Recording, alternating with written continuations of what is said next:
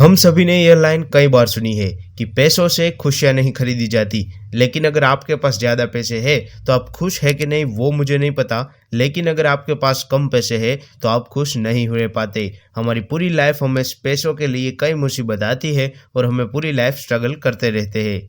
और तब एक कोट जो कि है, पैसों से खुशियां नहीं खरीदी जा सकती लेकिन गरीबी से कुछ भी नहीं खरीदी जा सकता।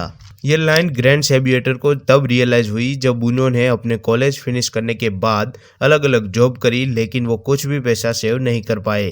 तब वो 24 साल के थे। अब सवाल आता है कि ग्रैंड सेबिएटर थे कौन। तो ग्रैंड सेबिएटर ने फाइनेंशियल फ्रीडम होने की नाम की एक बुक लिखी थी। उन्होंने उसमें फाइनेंशियली कैसे फ्री होना है और millionaire at the age of 30 year कैसे बनना है उसकी स्ट्रेटेजी शेयर की है। तो आज की इस वीडियो में मैं आपको इन बुक के बताई गई सारी स्ट्रेटेजी के बारे में बताऊंगा जो कि आपको मिलेनियर बनने में और आपको एक रोड मैप बनाने में मदद करेगा। ऑथर यानी कि ग्रैंड सेबिएटर ने इस बुक में 7 फेज बताए हैं। आपके अमीर बनने के लिए 7 फेज में से गुजरना पड़ता है। उसमें नंबर 1 पे आता है क्लैरिटी। कई सारे लोग बिना किसी प्लानिंग के अपने डे टू डे जॉब करते रहते हैं और अपनी सैलरीज को वेस्ट करते रहते हैं। और कई लोग तो कुछ सेविंग्स भी नहीं करते क्योंकि उसको ये पता नहीं होता कि जब वो काम करने की हालत में नहीं रहोगे तब वो पैसा कहाँ से लाएंगे। इसीलिए सबसे पहले आपको ये देखना है कि आप अपनी ड्रीम लाइफ से कितना दूर हो और फ्यूचर में रिटायर होने के लिए आपको कितना पैसे की ज़रूरत है। यहाँ आपको एक एग्जैक्ट नंबर डिसाइड करना होता है। अब ये नंबर आपकी करंट सिचुएशन पर डिपेंड करता है कि किस एज में रिटायर होना चाहते हैं और रिटायरमेंट के बाद कैसी लाइफ जीना चाहते हो। और ये नंबर आसानी से पता लगाने के लिए ऑथर कहते हैं कि आपको अपने एनुअल एक्सपेंस का 25 गुना कर देना है।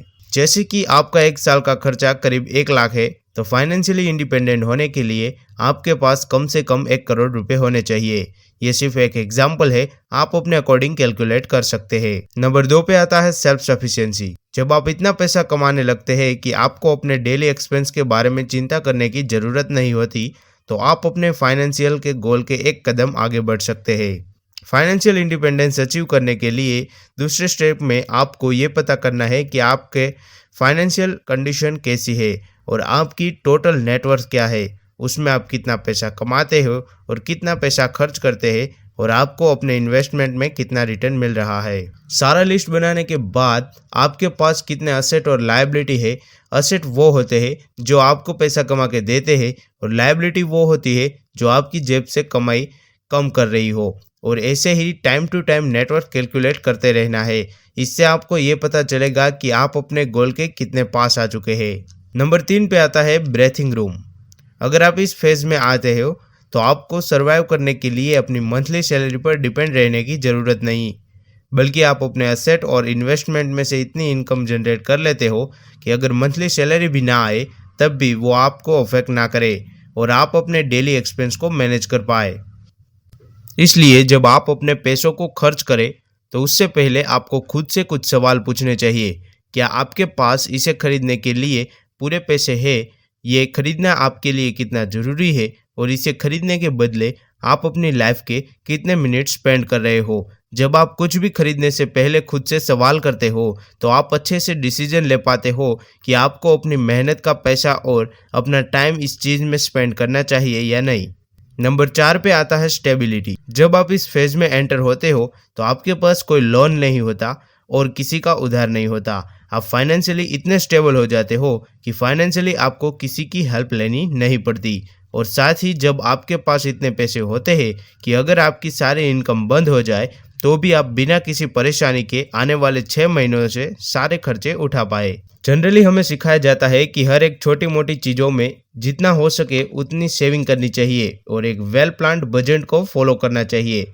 ऑथर कहते हैं कि हमें बजट बनाने की कोई ज़रूरत नहीं है क्योंकि हमारे छोटे मोटे एक्सपेंसेस हमारी सेविंग्स को इतना फ़र्क नहीं पहुंचाते जितना कि हमारे ये 3 सबसे बड़े ज़्यादा इनकम ले जाते हैं, जो है हाउसिंग, ट्रांसपोर्टेशन और फूड। बट अगर हम चाहें तो एक्सपेंसिव घर की जगह आप एक नॉर्मल अफोर्डेबल घर में भी रह सकते हैं और फूड वही खरीदे जो हो और सिर्फ और एक जगह से दूसरे जगह पहुंचने के लिए आप एक अफोर्डेबल ऑप्शन भी चूज कर सकते हैं। नंबर 5 पे आता है फ्लेक्सिबिलिटी। फाइनेंशियल स्टेबल होने के बाद नेक्स्ट स्टेप में फ्लेक्सिबिलिटी आता है। जब अपने 6 महीनों के एक्सपेंस को बढ़ाकर अगले 2 साल के डेली लिविंग एक्सपेंस के जितना पैसा सेव कर लेते हैं, तब हमें फाइनेंशियल फ्लेक्सिबल हो जाते हैं। यानी कि हमारे पास इतना पैसा तो है जो कि हम 2 साल तक बिना पैसों की फिक्र करे आराम से अपनी जिंदगी जी सकते हैं। और अपनी सैलरी इंक्रीज करने पर भी फोकस करना चाहिए, लेकिन सैलरी भी तभी इंक्रीज होगी अगर आप रियल डिजर्व करते हो और यह आप अपने साइड स्मॉल बिजनेस के लिए न्यू क्लाइंट लाने का ट्राई करो। आपको नया अपॉर्चुनिटीज को ढूंढना चाहिए जिससे आप ज्यादा से ज्यादा अर्न कर सको। नंबर 6 पे आता है फाइनेंशियल फ्रीडम। फाइनेंशियल फ्रीडम के फेज में आने के बाद आप अपनी पूरी लाइफ चाहो तो बिना कोई काम करे आराम से जी सकते हो, जहां आपको इनकम आपके टाइम के बदले नहीं मिलती, बल्कि आपकी सालों की मेहनत से करी इन्वेस्टमेंट में आपको इनकम जनरेट कर दे देती है।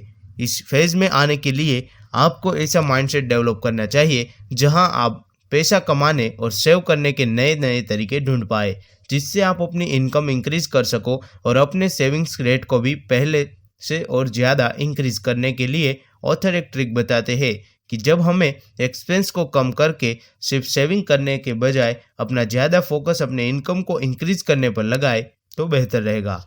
नंबर 7 पे आता है एबिडिएट वेल्थ। फाइनेंशियली इंडिपेंडेंट बनने का मतलब ऑथर बताते हैं कि जब आप पैसों से ज़्यादा अपने टाइम को वैल्यू देने लगते हैं और जब आप इस बात को समझ लेते हैं money is unlimited but our time is limited, तब आप रियल में फ्रीडम ले पाते हो। ये फेज आपको फाइनेंशियली फ्रीडम के एक स्टेप ऊपर ले जाता है, जब आपके पास आपकी ज़रूरत से भी ज़्यादा कई गुना पैसा हो और ज़्यादा पैसों का एक्सेस होता है। वहाँ आप बिना कोई काम करे भी अपने डेली एक्सपेंस को बढ़ा सकते हैं। उम्मीद करता हूँ ये वीडियो आपको पसंद आई होगी और वीडियो को लाइक शेयर और चैनल को सब्सक्राइब करना मत भूलिएगा।